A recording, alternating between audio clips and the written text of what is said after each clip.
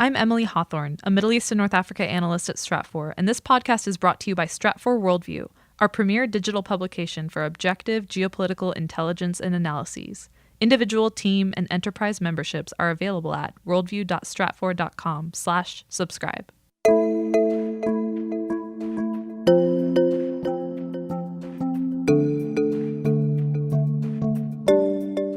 Turkey is falling apart from a government standpoint. It's spiraling toward dictatorship and has done a really poor job cracking down on ISIS networks, even within Turkey's borders.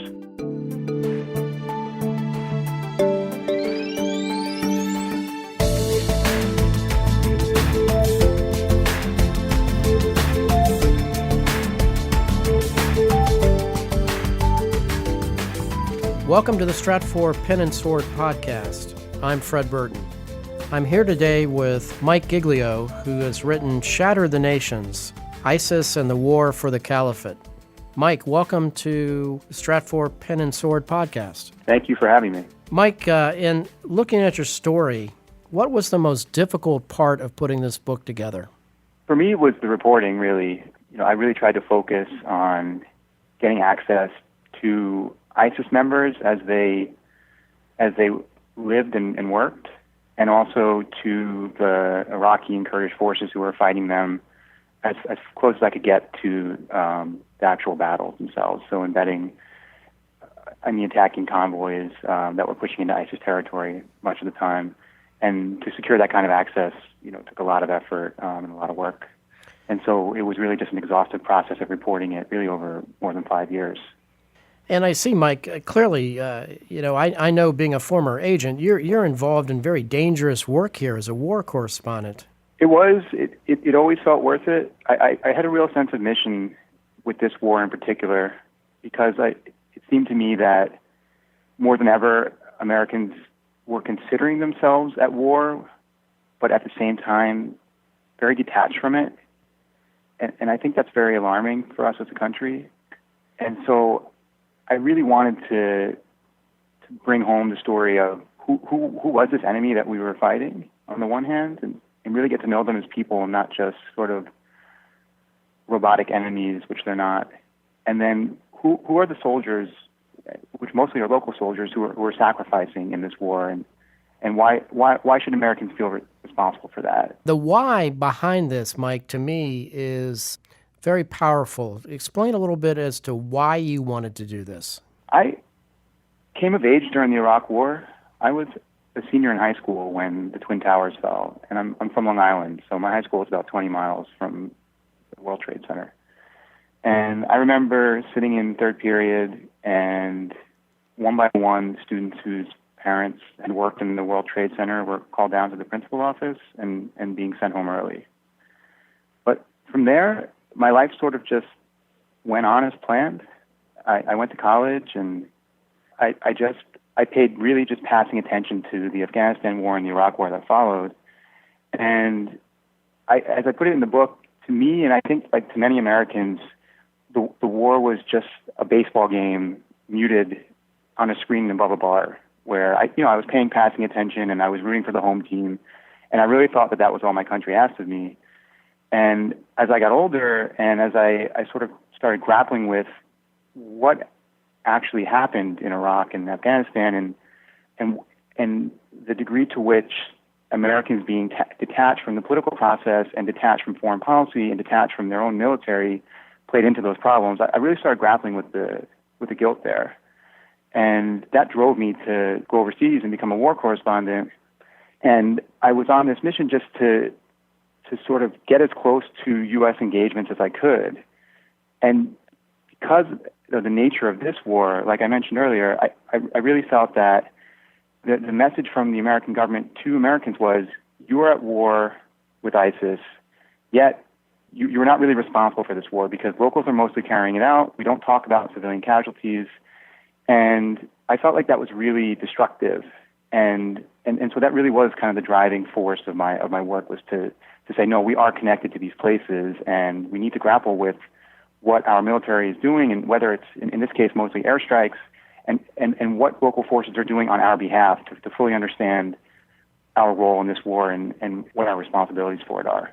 Well, I think you've touched on a very interesting aspect, Mike, because I know in looking at the evolution of terror, and on my watch we had this organization called the Islamic Jihad Organization. It took us forever to try to figure out who the heck they were, and we finally connected the dots to Hezbollah and ultimately an Iranian hand here. So with you putting a face to ISIS, in essence, that's what you've done with Shatter the Nations.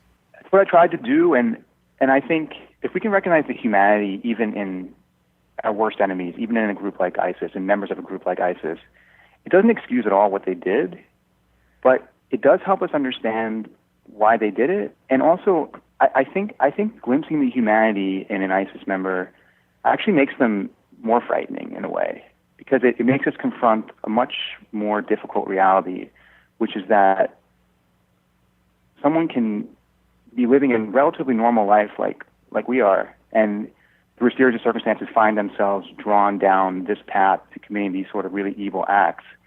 And I think that is a reality that people don't really want to grapple with. I think it's easier just to see them as stormtroopers, faceless,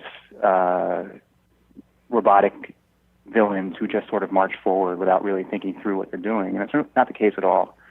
And I also found it really instructive to meet ISIS members who had recently defected from the group, which is a big focus of the book, and speak with them about what was the mental process first to getting drawn into ISIS, and then actually even more tortuous a lot of times to extracting yourself from that mindset and leaving the group. What do you think was the biggest reason for why an individual would want to join ISIS? I think a lot of that attention has been paid to foreign fighters, and for good reason. And I think those people are a lot more at fault in what happened in Iraq and Syria. Like they willingly went to these places and tried to live out some sort of violent, almost naive vision of what was being built as an Islamic State, which, as you know, is not at all one. The people I really focused on in the book and got to know really well were Syrian members of ISIS, and they tended to get drawn into the group just by nature of the desperation and the chaos of the civil war. And so you had some people joining ISIS for utility, and you had some people joining because they were radicalized by the extreme violence.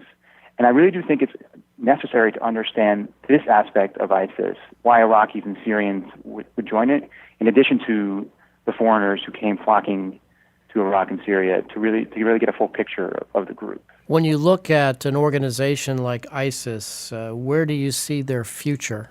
I think that they will be able to retain a core in Iraq especially, as well as Syria, because that's what they've done successfully in the past. ISIS is just the next iteration of al-Qaeda in Iraq, which was the enemy that the U.S. was fighting during the Iraq War. And at the end of the Iraq War, the U.S. and its allies in Iraq had managed to really suppress al-Qaeda, not quite eradicate it. And when America left, they were able to survive underground as an insurgency, bide their time, and regroup. And I think ISIS will be able to do that again. Not to say necessarily they'll make another land grab. I think they may have learned their lesson in that respect, that if they take territory, the United States can take it back, can bomb them, can organize local troops to fight them. But I do think that they're able to survive in the near and medium term at least. And I think they have a very generational strategy, a very long-term vision that they can wait out their enemies and win a war of attrition over time. And then connected to that is the fact that ISIS has members and supporters and affiliates all over the world now. Right. And so I think this core in Iraq and Syria, again, Iraq especially, will be able to maintain some connection to that global network. And so remain a threat in that way, not so much as a so-called caliphate. Well, in fairness to our counterterrorism strategy, I think our special forces and the CIA and the allied efforts to target ISIS has been pretty successful in unpacking the organization. Would you agree or disagree? I think the so-called by, with, and through strategy in which America relied on these local forces and really put together a pretty improbable coalition of Iraqis, Syrians, and Kurds to fight ISIS was extremely successful. And that effort was enabled quite a bit by U.S. diplomacy on the one hand, and by U.S. Special Operations Forces and Special Forces on the other to work with these local forces.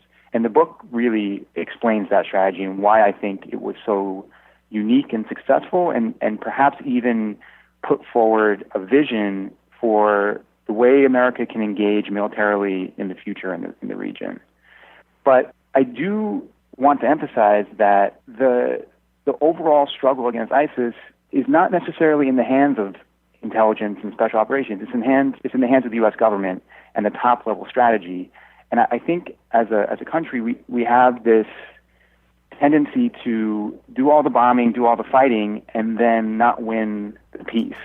And that's what I think is at risk right now in Iraq and Syria, and that might be out of the hands of special operators or the Green Berets or the CIA.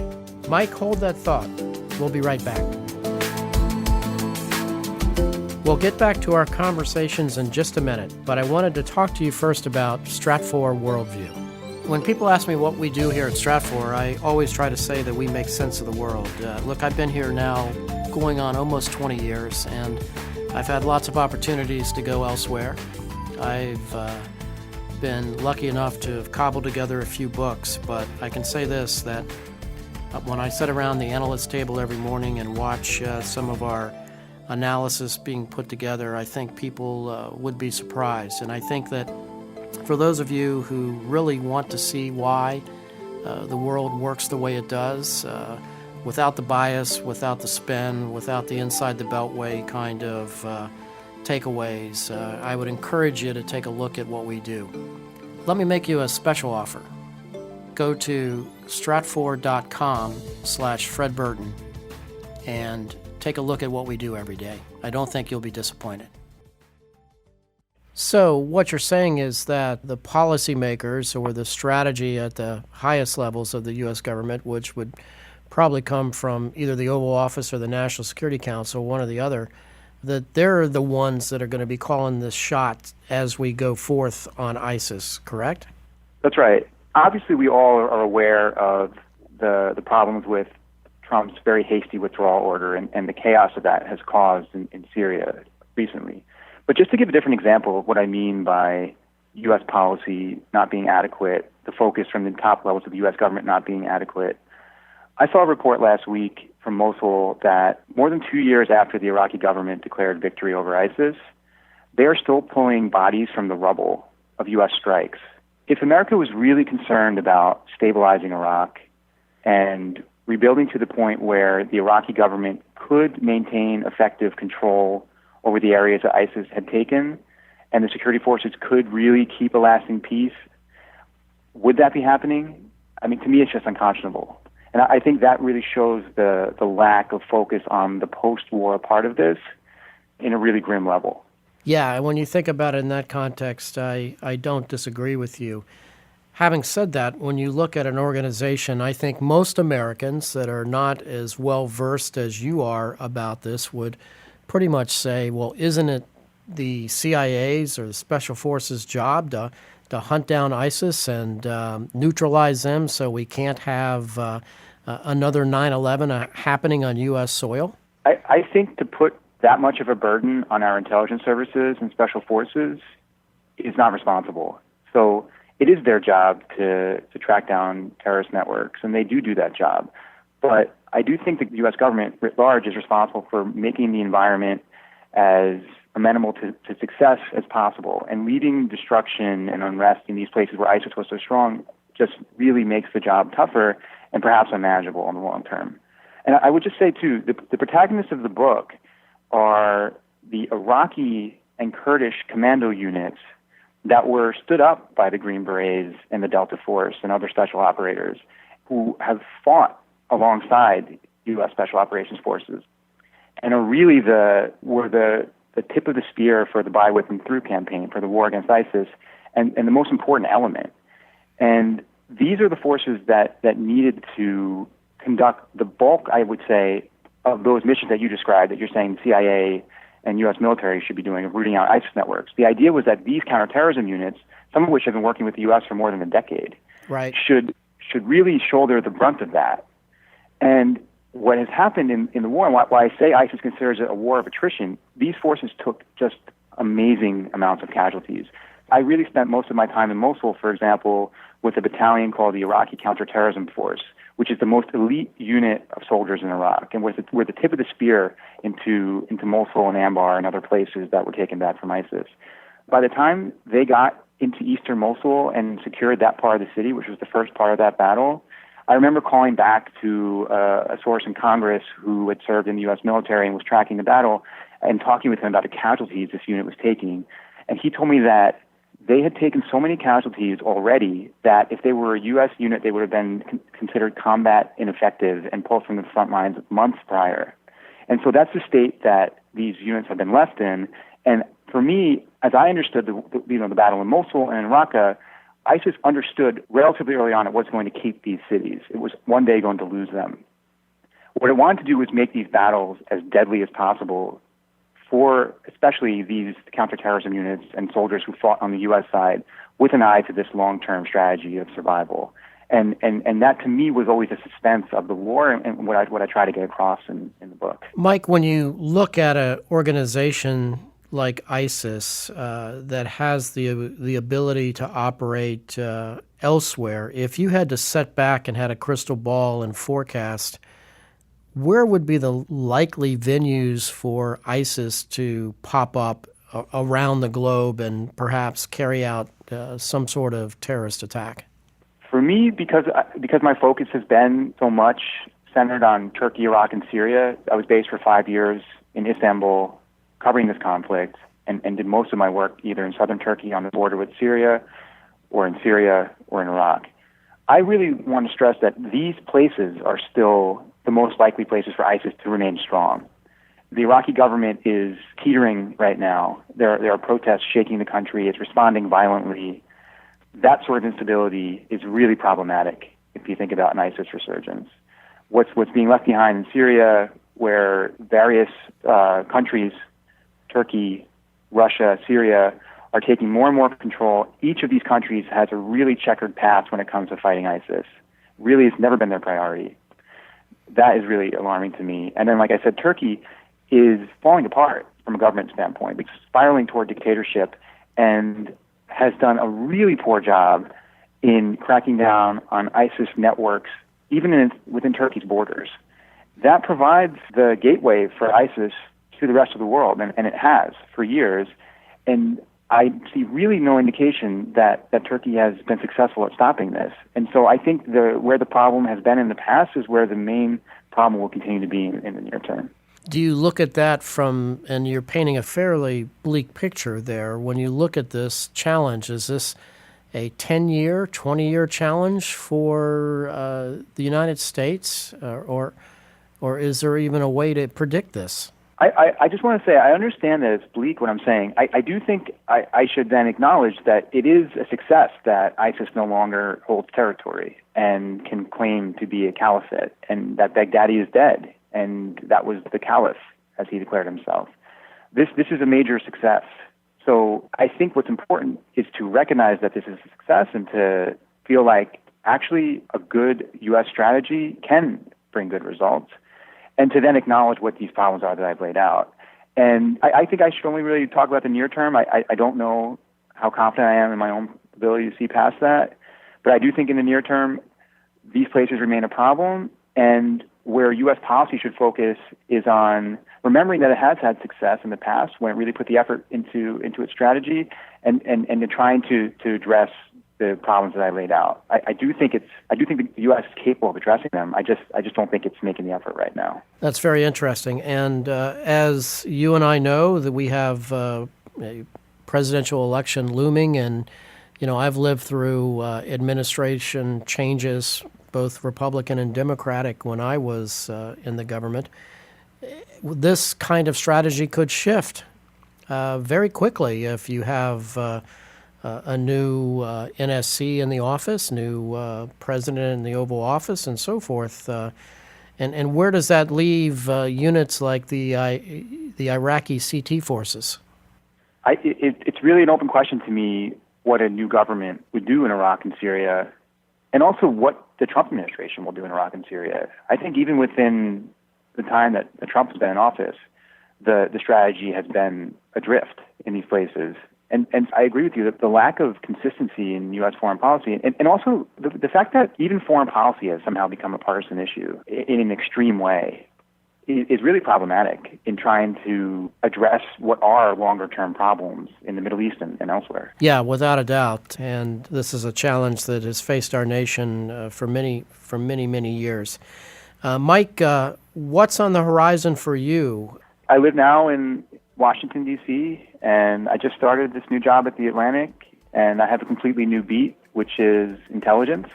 So I will be taking my time and learning the beat and trying to meet sources around D.C. and elsewhere, and really just looking forward to trying to find ways to cover America now and American intelligence services, which I do think, as this conversation shows, I think the world of intelligence in terms of the way the U.S. addresses problems and conflicts overseas is an endlessly fascinating space, and really the most important way, I think, to understand the way American influence is projected abroad right now. So no new books?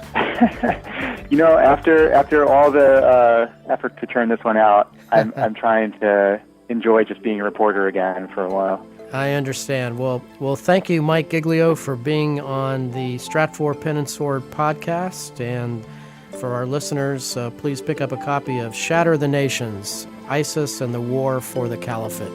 Thank you for having me. You can learn more about Mike Giglio's book, Shatter the Nations, ISIS and the War for the Caliphate, by reading our program notes. And if you have any comments or thoughts about our podcast, please reach out to podcast@stratfor.com. I'm Fred Burton. Thanks for listening.